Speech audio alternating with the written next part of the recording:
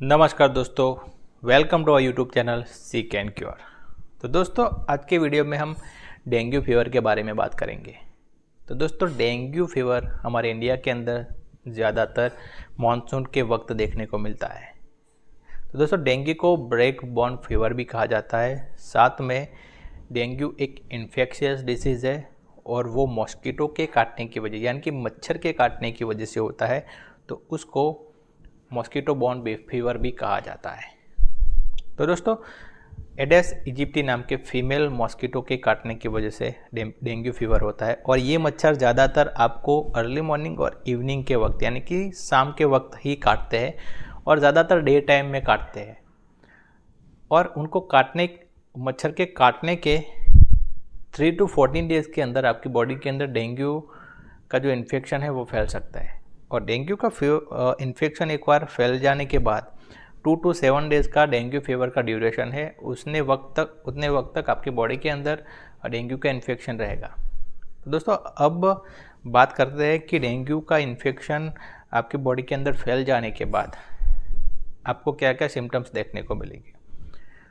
तो दोस्तों, सिम्टम्स को हम 3 फेज़ में कन्वर्ट करेंगे। तो सबसे पहले बात करेंगे फेब्राइल फेज़, तो जिसके अंदर आपको सडन ऑनसेट यानी कि अचानक से हाई ग्रेड फीवर रहेगा, हेडेक ज़्यादा होगा, साथ साथ आपको नोज़िया वॉमिटिंग जैसी फीलिंग होगी, आपका मसल्स पेन करेगा, जॉइंट पेन होगा, साथ साथ आपके स्किन के अंदर रैशेस हो सकते हैं और आपके मुंह के अंदर या फिर आपके नाक से हल्का सा ब्लीडिंग हो सकता है।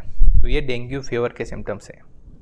अब सेकंड बात करेंगे तो क्रिटिकल फेज़ के अंदर क्या सिम्टम्स रहेंगे। तो क्रिटिकल फेज़ के अंदर आपका ब्लड प्रेशर सडनली फॉल हो सकता है, तो जिसको हम हाइपोटेंशन बोलेंगे।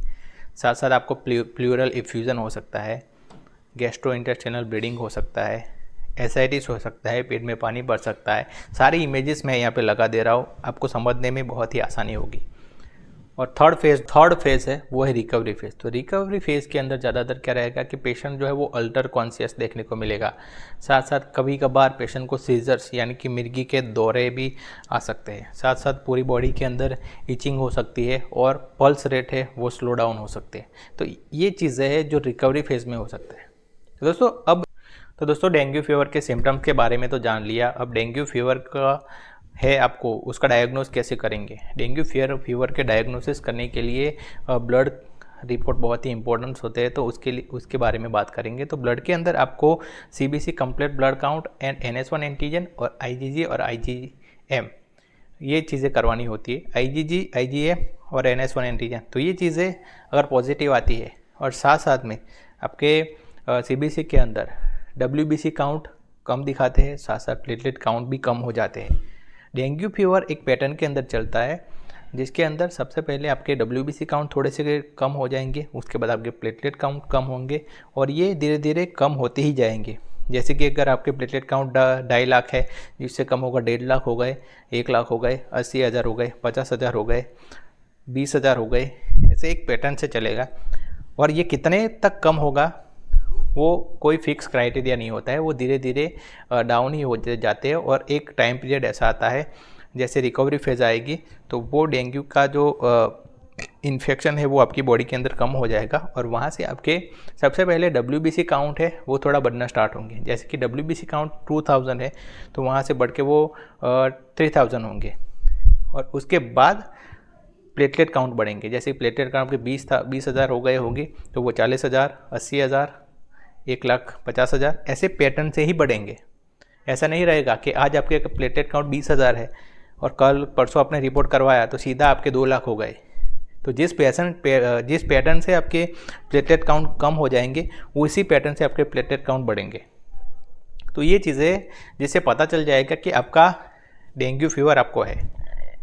तो दोस्तों डेंगू फीवर के अंदर कॉम्प्लिकेशंस भी होती है, जैसे कि dengue shock syndrome and dengue haemorrhagic fever, तो ये दोनों ही ऐसी कंडीशन है जिसके अंदर पेशेंट की जान जा सकती है, बहुत ही क्रिटिकल कंडीशन हो सकती है। तो इनके ऊपर वीडियो मैं थोड़ा ब्रीफ में बनाऊंगा, डिटेल में बनाऊंगा। अगर इसमें बनाऊंगा तो वीडियो बहुत ही लंबा हो जाएगा, लेकिन इनके ऊपर भी मैं एक अलग से वीडियो बना के डाल दूंगा, जिससे आपको पता चलेगा कि डेंगू हेमरेजिक फीवर क्या है, डेंगू शॉक सिंड्रोम क्या है, जिसके बारे में पूरी डिटेल में आपको जानकारी मिल जाएगी। दोस्तों, अगर क्रिटिकल कंडीशन कुछ हो जाती है, जैसे कि पेट में पानी भरना, पेट में से ब्लीडिंग हो जाना, प्लूरल इफ्यूजन हो जाना, ये सारी चीज़ें अगर हो गई तो उसके लिए भी आपको ज़रूरत पड़े तो आपको चेस्ट एक्सरे करवाना पड़ सकता है, और साथ साथ यूएसजी ऑफ एब्डोमेन अल्ट्रासाउंड करके पता चल सकता है कि भाई ये कुछ कंडीशन हो गई है। तो दोस्तों, अब बात करेंगे कि डेंगू फीवर के ट्रीटमेंट के बारे में। तो डेंगू फीवर के अंदर ज़्यादातर फीवर को कंट्रोल करना है हमें, फीवर, और इसके अलावा साथ साथ आपको आईवी फ्लूइड बहुत ही इम्पोर्टेंट रहेगा।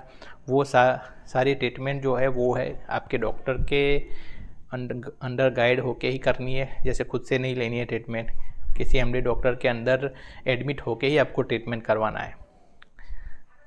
तो दोस्तों, डेंगू फीवर के ट्रीटमेंट के बारे में और आगे बात करेंगे कि जैसे मैंने आपको बताया था कि प्लेटलेट काउंट और डेंगू के अंदर कम हो जाते हैं। अगर बहुत ही ज़्यादा प्लेटलेट काउंट कम हो जाते हैं और कुछ कॉम्प्लिकेशन क्रिएट होती है, क्रिटिकल कंडीशन, जैसे कि आपको यूरिन में ब्लीडिंग होना, दांत में गम्स में से ब्लीडिंग आ सकती है, या फिर नाक में से ब्लीडिंग हो सकती है। तो अगर ऐसी कुछ कंडीशन आ सकती है तो आपको ब्लड ट्रांसफ्यूज़न भी कराना पड़ सकता है। जैसे ब्लड के बॉटल लगवाते हैं उस तरह ही प्लेटलेट काउंट्स भी आते हैं, तो आपको एडिशनल बाहर से भी प्लेटलेट काउंट लेने पड़ सकते हैं। तो ये सारी कंडीशन है जिसके अंदर पेशेंट की डेथ भी हो सकती है। डेंगू को कभी अंडर एस्टिमेट नहीं करना चाहिए।